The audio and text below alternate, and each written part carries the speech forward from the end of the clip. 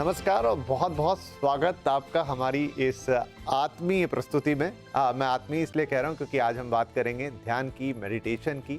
21 दिसंबर world meditation day, और इस मौके पर हम थोड़ा सा कोशिश करेंगे कि आज के इस जीवन में जो आपाधापी से भरा हुआ है, जो तनाव से भरा हुआ है, स्ट्रेस, टेंशन, हर तरफ यही चीज़ें, यही बातें सुनने को मिलती हैं। और सुनने को क्यों मिलती हैं, हम अनुभव भी करते हैं। ऐसे में ध्यान का, मेडिटेशन का क्या महत्व है? हम में से वैसे बहुत सारे लोग मेडिटेशन को जानते हैं, समझते हैं, और इस सोशल मीडिया के ज़माने में तो हम बहुत सारे वीडियोस देखते हैं, बहुत सारी बातें ऑलरेडी सुन चुके हैं। लेकिन फिर भी इस कार्यक्रम के ज़रिए हम एक छोटा सा स्टेटस चेक करेंगे कि क्या हम सच में मेडिटेशन को जान रहे हैं, या जान रहे हैं तो क्या हम उसका उपयोग अपनी बेहतरी के लिए सही तरीके से कर पा रहे हैं। ये आज के कार्यक्रम का लक्ष्य होगा, और इसीलिए हमने दो खास मेहमानों को आमंत्रित भी किया है। हमारे साथ कार्यक्रम में शामिल हो रहे हैं आर्ट ऑफ लिविंग के स्वामी प्रणवानंद जी और मोक्षायतन योग संस्थान की आचार्य प्रतिष्ठा। आप दोनों ही योग, ध्यान, इन जो विधाएं हैं इनमें पारंगत हैं, और हमेशा हमने आपको बहुत कुछ इस पे कहते सुनते सुना है। लेकिन आज फिर से एक नए सिरे से बात हम शुरू करते हैं। तो स्वामी जी, आपसे मैं शुरुआत करता हूं, क्योंकि वर्ल्ड मेडिटेशन डे इस पैमाने पे मनाया जाए अंतर्राष्ट्रीय स्तर पे, इसका बहुत श्रेय आपकी संस्था को भी जाता है, श्रद्धेय गुरुदेव को भी जाता है। पहला सवाल मेरा ये कि एक आम व्यक्ति के लिए एक बिल्कुल बेसिक सवाल जो उसके मन में आता है कि मेडिटेशन मुझे कैसे शुरू करना है, क्योंकि बहुत सारे लोग यहीं अटक जाते हैं कि हमसे शुरुआत ही नहीं हो रही। तो कैसे एक व्यक्ति जिसने या तो पहले थोड़ा बहुत मेडिटेशन किया है या नहीं भी किया है, शुरू कहां से करे? मेडिटेशन का और हमारे सांस का बहुत गहरा ताल्लुक है। जैसे मन का और सांस का बहुत गहरा ताल्लुक है। हम्म, तो हमने देखा होगा कि जब भी हमको गुस्सा आता है तो हमारी जो सांस होती है वो थोड़ी गर्म होती है, सांस वार्म होती है सांस। और तो सांस और मन का बहुत गहरा ताल्लुक है, और ध्यान मन से ही जुड़ा हुआ है। तो जो लोग भी नए सिरे से शुरू करना चाहते हैं या नहीं जानते ध्यान करना, उन्होंने अगर ये भी अभ्यास शुरू किया कि सुबह उठते ही एक 5-7 मिनट बैठ के और सिर्फ हमारे सांस के ऊपर भी अगर उन्होंने ध्यान दिया कि हमारी सांस अंदर जा रही है, बाहर आ रही है, इसको भी अगर 5 मिनट के लिए, 7 मिनट के लिए देखना शुरू कर दिया, तो भी मैं कहता हूँ कि उनके जीवन में ध्यान की शुरुआत हो गई। जी। फिर आगे आगे जैसे-जैसे हम्म, जाएँगे, किसी गुरु के पास जाएँगे, शिक्षक के पास जाएँगे, तो हम्म, वो और भी बेहतर बता पाएँ। बिल्कुल। तो मेरा अगला सवाल, आचार्य श्री, जैसे स्वामी जी ने कहा कि सुबह का वक्त, लेकिन बहुत सारे लोग ये प्रश्न पूछते हैं कि क्या ध्यान के लिए कोई पर्टिकुलर टाइम इंपॉर्टेंट है? क्योंकि आजकल लोगों को समय का भी थोड़ा है। कुछ लोगों के जॉब सिचुएशन ऐसे होते हैं कि शायद उन्हें अर्ली मॉर्निंग टाइम ना मिले, कुछ लोगों को शाम को ही वक्त मिले। तो क्या कोई समय निश्चित है? हाँ, ये कह सकते हैं कि पर्टिकुलर समय में लाभ ज्यादा होगा, लेकिन क्या कोई टाइम अगर हम फिक्स ना करें और ध्यान करें तो कोई प्रॉब्लम तो नहीं? विपिन जी, पहले तो विश्व भर के जितने भारतीय हैं उनको बहुत-बहुत शुभकामनाएँ कि 21 दिसंबर योग का एक अभिन्न अंग है ध्यान, और भारतीय संस्कृति का एक अभिन्न अंग है ध्यान। और आज विश्व बाहें फैला करके उसे अपना रहा है, ये हम सबके लिए बहुत matter of pride and happiness है। पर प्राइड और हैप्पीनेस के साथ मैटर ऑफ रिस्पॉन्सिबिलिटी भी है कि जहाँ विश्व ध्यान को अपना रहा है और हम ही ध्यान ना करें, तो भई ये कैसे चलेगा? जी। अब ध्यान को लेकर बहुत सारी अवधारणाएँ, हमें लगता है कुछ बड़ी मुश्किल काम है भई, जिसके लिए बैठना पड़ेगा और पता नहीं क्या करना पड़ेगा। एक सरल सा प्रश्न, आप ये शो कर रहे हैं, अगर आप ध्यान ना लगाएँ, तो क्या हम ये शो कर सकते हैं? हम कैमरा के आगे बोल रहे हैं, अगर हम ध्यान ना लगाएँ, तो क्या हम बोल सकते हैं? तो ध्यान जीवन के हर चीज़ के लिए आवश्यक है। फिर सूत्र आता है कि तत्र प्रत्येक तानता ध्यानम, जिसको हम योग में ध्यान की अवस्था कहते हैं। उसका मतलब है तत्र प्रत्येक तानता ध्यानम, किसी एक धारणा पर, हम्म, किसी एक वस्तु पर ऐसे मेरा ध्यान टिक जाए कि कोई डिस्ट्रैक्शन ना हो।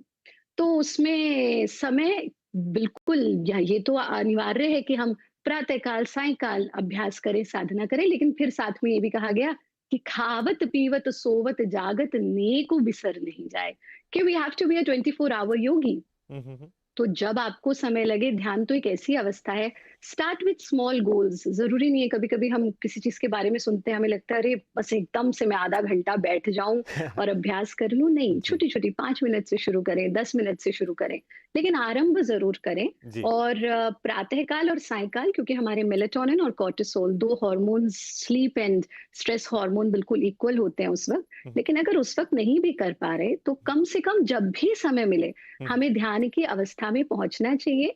और जैसे स्वामी जी ने कहा कि ब्रेथ अवेयरनेस एक सबसे इजीएस्ट वे टू मेडिटेट है। कम जी। से कम उतना हम सब कर सकते हैं। We all breathe 24 hours, we breathe but rarely we remember that we are breathing. चलिए, तो 2 सांस तो बहुत ले ही रहे हैं, पर राइट। ध्यान नहीं गया कि सांस ले रहे हैं, तो तो बहुत ही उस पर ध्यान टिकाएं। सरल से 2 सूत्र हो गए। एक तो अपनी साँस पर ध्यान केंद्रित करके 4-5 मिनट ही सही लेकिन शुरू करें। सुबह और शाम हो पाए तो बहुत अच्छा, ना हो पाए तो जिस समय वक़्त मिले शुरू कर दें। 2 चीज़ें हो गई। स्वामी जी, एक प्रश्न ये भी कई लोगों का प्रश्न होता है और वो ये कि क्या ध्यान के लिए किसी पर्टिकुलर मुद्रा में, आसन में बैठना ज़रूरी है? और आधे से ज़्यादा लोग तो यहीं अटक जाते हैं। जी बिल्कुल, ऐसा कोई आसन नहीं है, सिर्फ लेट के ना करें ध्यान, हुँ। इतना ही है। आप चेयर पे बैठ सकते हैं, जी। आप सुखासन में बैठ सकते हैं। हुँ, हुँ। जो सहज स्थिति है आपकी बैठने की, वो स्थिति में आप ध्यान कर सकते हैं और कोई मुद्रा की ज़रूरत नहीं है। इसको महामुद्रा कहा गया है कि ऐसे खुले हाथ आप रख सकते हैं या ऐसे भी हाथ आप रख सकते हैं आपके यहाँ पे, इस तरह से। तो ध्यान के लिए कोई मुद्रा की आवश्यकता नहीं है। सहजता जैसे आपको बैठने के लिए लगती है, वैसे बैठ के भी आप ध्यान की शुरुआत कर सकते जी। अब एक प्रश्न मैं आप दोनों से पूछूंगा, वो कॉमन है। पहले स्वामी जी मैं आप ही से पूछ लेता हूं कि क्या ध्यान का जो अनुभव है, वो अनुभव सबके लिए एक जैसा होता है या हर व्यक्ति के लिए अलग-अलग हो सकता है? और आपको पता कैसे लगेगा कि आप ध्यान में हैं? जी, बिल्कुल ध्यान का अलग-अलग लोगों के लिए अलग-अलग अनुभव हो सकता है और इवन एक ही व्यक्ति के लिए अगर वो हर रोज ध्यान कर रहा है, तो उसके खुद का ध्यान का अनुभव भी अलग-अलग हो सकता जी। है अच्छा। ना? जी, जी। तो डेफिनिटली अनुभव अलग-अलग हो सकता है हुँ, हुँ। और आपको पक्का पता चलेगा। जैसे साधारण चीज़ के लिए मैं बताऊँ, हुँ, हुँ। आपसे ज़्यादा आपके आस-पास के लोगों को पता चलेगा। जैसे मान लो आपको गुस्सा आ रहा है, हुँ, हुँ। आपको पता चलेगा कि गुस्सा कम हो रहा है आपका, हुँ, हुँ। है ना? आपकी मुस्कुराहट बढ़ गई, आपके अंदरूनी शांति बढ़ गई। जी। ये और लोगों को हेल्प करने का मन में भाव आ रहा है।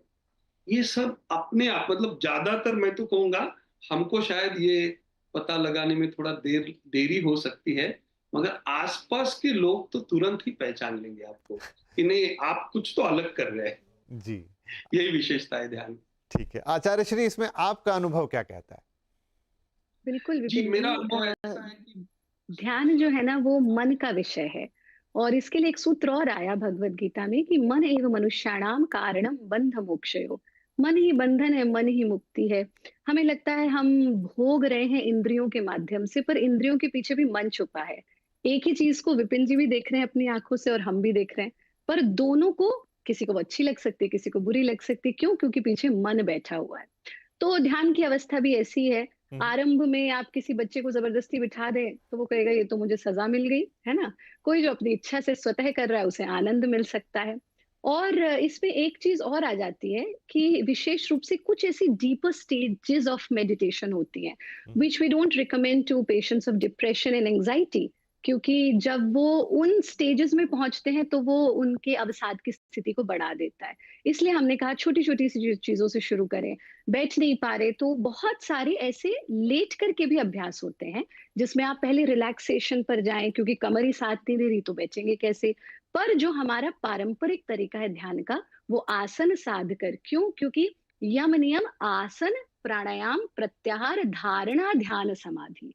तो आसन जब तक नहीं सधेगा, तब तक हम ध्यान की उच्चतम अवस्थाओं तक नहीं पहुंच पाएंगे। और एक्सपीरियंस तो जीवन में हर चीज का, हर व्यक्ति का अलग हो सकता है। तो एक सूत्र और आता है कि विद्या अभ्यसनेनेव प्रसीदति। विद्या अभ्यास से प्रसन्न होती है। जितना गहरा, जितना प्रैक्टिस, आप देखिए ना, जैसे अगर आपने एंकरिंग की शुरुआत करी थी, तो पहले दिन हम उतने परिपक्व नहीं होते, लेकिन धीरे-धीरे जब साधना करते हैं तो अब वो छोटी-सी चीज़ लगती है, अब वो स्वतः हो जाता है। तो हम्म। जितना हम अभ्यास को साधेंगे, विद्या अभ्यास से ही प्रसन्न होती है और कुछ भी प्राप्त करने के लिए अभ्यास ही एक अनिवार्य चीज़ है। सो consistency is very important. Right. तो ध्यान धरिए और कंसिस्टेंसी, ये बहुत बहुत इंपॉर्टेंट है कि किसी भी चीज को आप थोड़ा थोड़ा ही करें लेकिन लगातार करें, तो फिर उसमें आप धीरे धीरे पारंगत होने लगते हैं। स्वामी प्रणवानंद साहब, एक सवाल और, जैसा यहाँ आचार्य श्री ने भी कहा कि कुछ लोगों को, वो डिप्रेशन वाले लोगों को, ये मैंने भी मतलब कई बार और भी सुना है कि क्या ऐसे लोग जो डिप्रेशन में हैं उन्हें ध्यान नहीं करना चाहिए, उन्हें ध्यान से दूर रहना चाहिए? मन की स्थिति बेहतर हो तब ध्यान ज्यादा बेहतर है, शायद डिप्रेशन में नहीं। बिल्कुल सही कहा आचार्य श्री ने। और यूँ कि उनको ध्यान नहीं करना चाहिए, लेकिन कोई गहरी ध्यान की कुछ ऐसी स्थितियाँ होती हैं जहाँ तक उनको नहीं ले जाना। तो जैसे कहा ना, ब्रेथ अवेयरनेस हो गया या सिर्फ साँस पर ध्यान टिकाना थोड़ी देर के लिए, कुछ ईज़ी प्रैक्टिसेज़ से उनको शुरू करना चाहिए, एकदम से एडवांस प्रैक्टिसेज़ में नहीं जाना चाहिए। जी जी। तो प्रणवानंद जी कुछ कह रहे थे इस पे आप? जी। हाँ, मैं ये कह रहा था कि उन्होंने बिल्कुल सही कहा। जी। और इसमें वो जैसे कुछ आसन कर सकते हैं पहले, हम्म। या चैंटिंग कर सकते हैं, जैसे ओम नमः शिवाय चैंटिंग हो गया, उसके बाद थोड़ा सा विश्राम कर लिया। इस तरह से वो शुरू कर सकते हैं और उनको पता चलेगा कि कुछ दिन के बाद उनका वो जो डिप्रेशन का स्थिति है वो भी ठीक हो रहा है। उसके बाद वो ध्यान में डेफिनेटली आगे बढ़ सकते जी, ठीक है। तो कुछ लोग जिन्हें थोड़ा डिप्रेशन, तो ये कुछ पर्टिकुलर केसेस है जहां पर ध्यान रखने की जरूरत है। अब ध्यान के फायदों की तरफ चलते हैं। तो स्वामी प्रणवानंद जी, आप ध्यान इन जनरल, अभी तो हम कहते हैं कि भाई अगर आप स्ट्रेस में हैं तो वो दूर होगा, तनाव में तो दूर होगा, हो सकता है वो आपके स्वास्थ्य में भी लाभ दे। क्या फायदे होते हैं ध्यान करने के? क्योंकि स्ट्रेस तो एक ऐसी चीज है जिससे इन दिनों हर दूसरा व्यक्ति, या मैं कहूं हर व्यक्ति, प्रत्येक व्यक्ति दो चार है। ध्यान के तीनों स्तरों पे बेनिफिट होते हैं। हम्म। पहला तो फिजिकल फिटनेस रहेगा। अगर आपको फिजिकली, अगर आप स्वस्थ हो तो आप अधिक स्वस्थ पाएंगे खुद को। और अगर कुछ प्रॉब्लम्स है या कुछ मेंटल भी कुछ प्रॉब्लम है या फिजिकली भी कुछ लगता है, तो ध्यान से आपका फिजिकल फिटनेस बढ़ेगा। दूसरा, मेंटली भी बहुत बेनिफिट होते हैं ध्यान के। जैसे मेंटली, जैसे हम सुनते हैं कि गुस्सा नहीं करना चाहिए, हम्म। ज्यादा लोभ नहीं करना चाहिए, किसी से ईर्ष्या नहीं करना चाहिए। बट ये इतने स्वाभाविक चीजें हैं कि हम चाहे ना चाहे फिर भी ये होता ही है। इसका हमने अनुभव किया है। तो जैसे हम ध्यान करने लगते हैं तो जो नकारात्मक जो भाव है वो अपने आप हमारे से दूर निकल जाते हैं और उससे मन शांत हो जाता है, मन प्रसन्न रहता है, चेहरे पे मुस्कुराहट आने लगती है। ये मेंटल बेनिफिट हो गया। और तीसरा और सबसे इंपॉर्टेंट बेनिफिट है वो जिसको आत्मिक बोलेंगे या आध्यात्मिक बोलेंगे। जैसे हमारे यहाँ पे प्रथा है कि हम पुनर्जन्म पे बहुत विश्वास रखते हैं हिंदू संस्कृति में। तो पुनर्जन्म के लिए पिछला जो जन्म में किया उसका असर है, मैं अभी ऐसा हूं, तो अभी मैं जो भी करूंगा उसका असर मेरे अगले लाइफ में भी पड़ेगा और अगले जीवन में भी पड़ेगा। तो आध्यात्मिक उन्नति के लिए भी ध्यान बहुत बहुत फायदेमंद, तीनों स्तरों पे का। चलिए, तो ध्यान के अनेक फायदे हैं आपकी रोजमर्रा की जिंदगी से लेकर, तो थोड़ा डीप डाउन अगर आप लाइफ में चले जाएं वहां तक उसके फायदे आपको मिल सकते हैं। लेकिन जनरल स्ट्रेस, तनाव, रोज की आपाधापी, उसमें तो ध्यान आपको बहुत ज्यादा मदद करेगा। एक छोटा ब्रेक लेते हैं, लेकिन ब्रेक के बाद ध्यान के कुछ और एस्पेक्ट्स पे भी बात करेंगे और साथ ही ध्यान में आपके भोजन का, आपकी दिनचर्या का क्या महत्व है, कितना इंपॉर्टेंट है उनको भी साधना। इस कुछ सवाल छोटे से ब्रेक के बाद।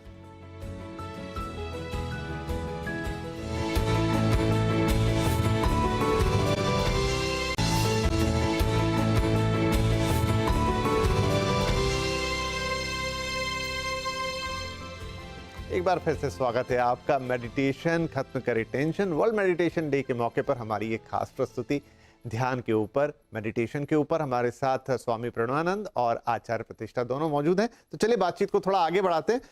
आचार्य प्रतिष्ठा, एक सवाल मैं अपने व्यक्तिगत अनुभव से भी आपके पास लेकर आना चाहता हूं और उसमें सवाल भी है, क्या भोजन और ध्यान का आपस में कोई संबंध है? आप एक बार उत्तर करें, फिर मैं अपना भी कुछ अनुभव शेयर कर दूंगा।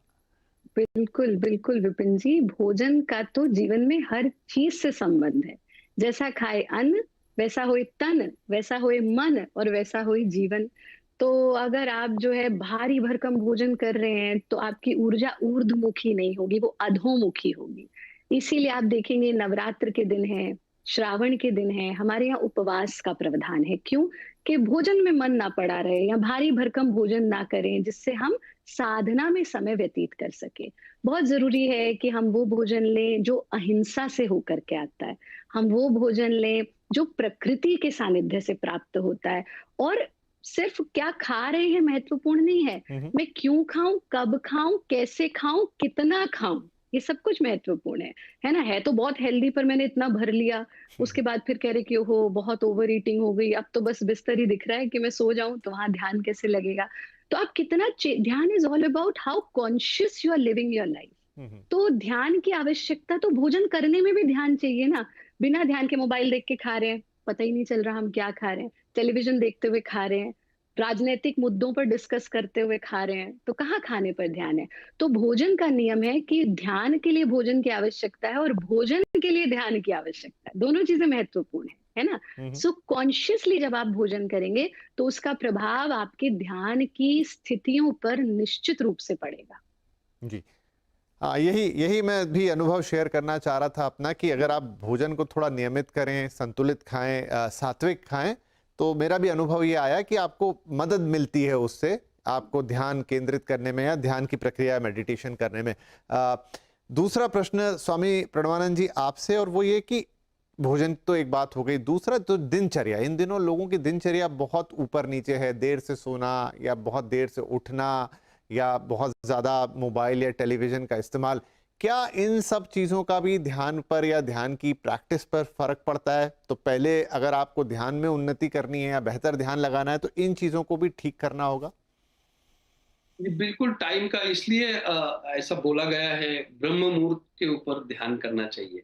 हुँ, हुँ। क्योंकि ब्रह्म मुहूर्त में जो हम ध्यान करते हैं तो उसका असर बहुत ज़्यादा होता है और बहुत अच्छा ध्यान लग सकता है। मतलब उसमें ना आपको बहुत ज़्यादा एफर्ट्स नहीं, 50% एफर्ट्स तो ऐसे ही कम हो जाएँगे अगर हम ब्रह्म मुहूर्त पे ध्यान करेंगे तो।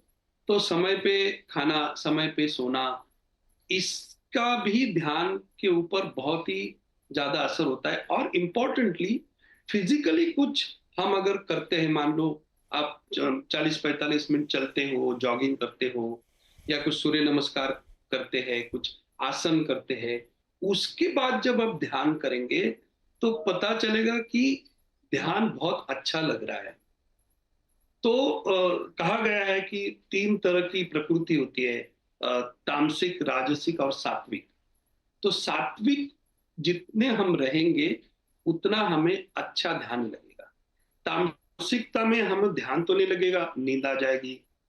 राजसिक में क्या होता है, तो आप ध्यान में बैठेंगे मगर बहुत सारे विचार आ रहे हैं कंटिन्यूअसली, तो ध्यान लगेगा ही नहीं। और जैसे हम सात्विकता की ओर बढ़ते हैं तो ध्यान करना बहुत ही आसान हो जाता है। हुँ।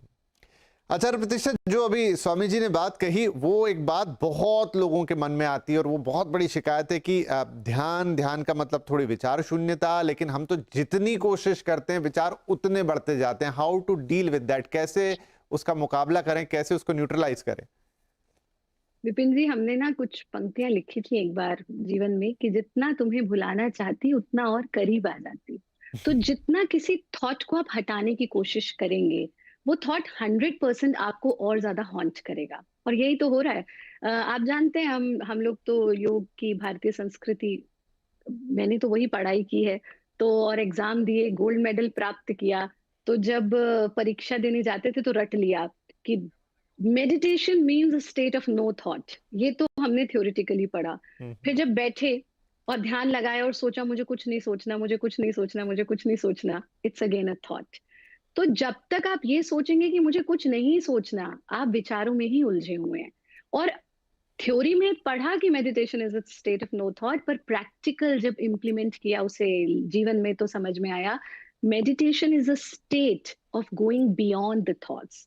ये एक प्राकृतिक प्रोसेस है, जो हमने आरंभ में कहा विद्या अभ्यसनेनैव प्रसीदति। जब आप अभ्यास करेंगे, साधेंगे, तो वो हुँ। एक नैसर्गिक रूप से आपको विचारों से परे ले जाने की प्रक्रिया है।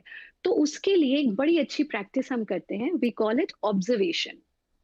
We are being so judgemental about everything in life.